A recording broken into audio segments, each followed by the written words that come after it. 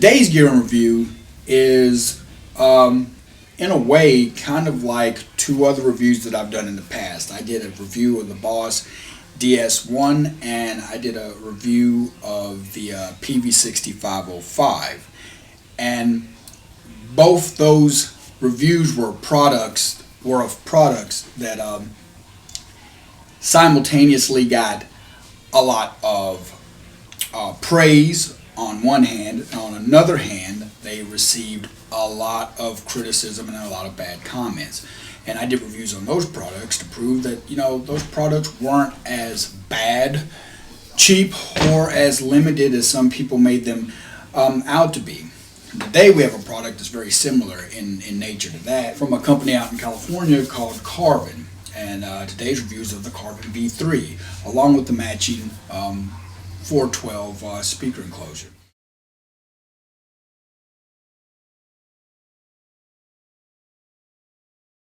This amp has gotten tons of praise in certain magazines and by certain artists. I even read one magazine that did a shootout of top 20 best metal amps. And although 20 sounds like a big number considering how many different amp companies there are out there and how many different models of amps each company makes, making the top 20 of any list is a really big deal. And this one was listed in that shootout of the top 20 best metal amps. Now, in my mind, I find it hard to understand how something can make a list of the top 20 on something else, and then you can go to certain forums and watch page after page after page of people saying, oh, the amp is this and the amp is that. Oh, it's too fizzy, it's too limited. And as usual, like with the DS1 and the 6505, whenever you get a bunch of reviews like that from people, it tends to always boil down to not learning the product before you start turning the dials. Every product is different. You can't sit down at an amp and just dial in your normal settings of presence, treble, mid, bass, drive, volume, and expect the amp to immediately take off differently. The schematics are different. The way the designer designed the controls to interact with each other are different. One of the biggest complaints of this amp is people always tend to say that the amp is fizzy, fuzzy, buzzy. In my review, I'm hoping that I can dispel some of that. The first thing I want to point out when dispelling the whole theory of fizziness is that this amp will get fizzy if it's dialed in poorly. There are two quick things that you can do to cut down on the fizziness of the amp. The first thing is your presence control. The presence knob in the design of this amp is directly related to the amount of edge in the distortion. Some amps, the presence is not actually tied into the gain structure. Some amps, they are. Like with the dual rectifier, the presence is dialed into the gain circuit. So when you turn the presence up, you get a little bit more edge, you get a little bit more gain. Same thing is with this amp. So if you turn the presence up high, the distortion will sound more aggressive. If you turn the presence down or off, it'll go away. So striking a good balance on the presence will help get rid of the fizziness. Another thing that helps getting rid of the fizziness is your channel volume. Setting your channel volumes lower, to my ear, tends to add a little bit more fizziness. But if you can open the channel volumes up to at least 5 or 6, the amp will open up and the bottom end will start to blossom a little more. And I like a lot of low end, so that was very important for me to figure that out.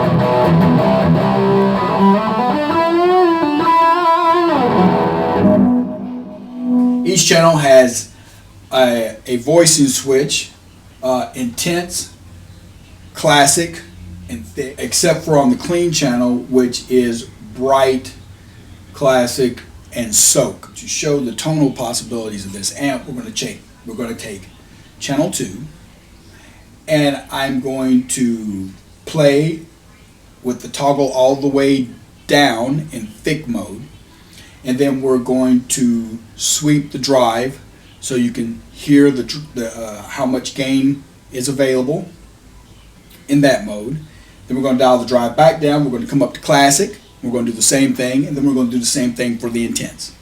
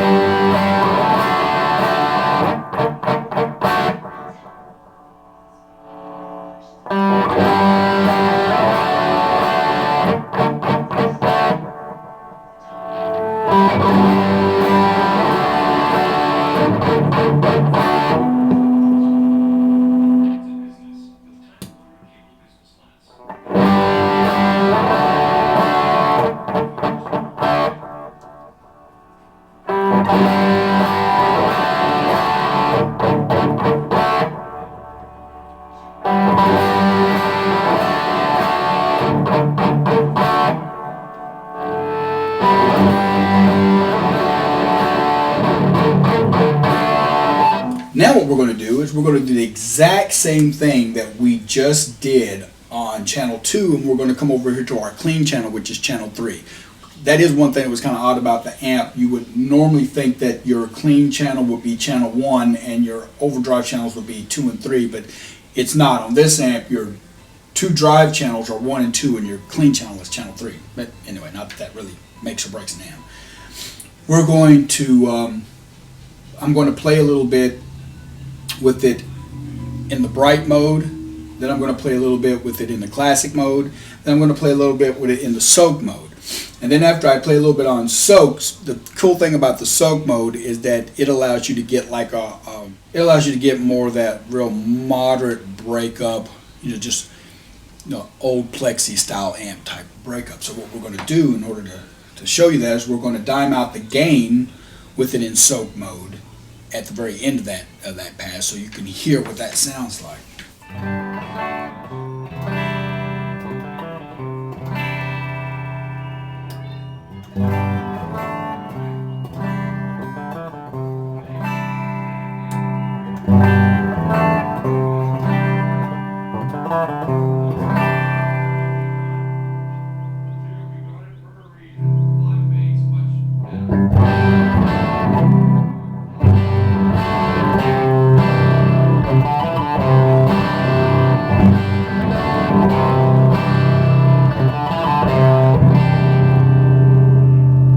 Now what I've done is I've set the amp up for 3 different ranges of distortion. We're going to have a very light, moderate breakup Plexi style distortion going here. We're going to bump it up here to a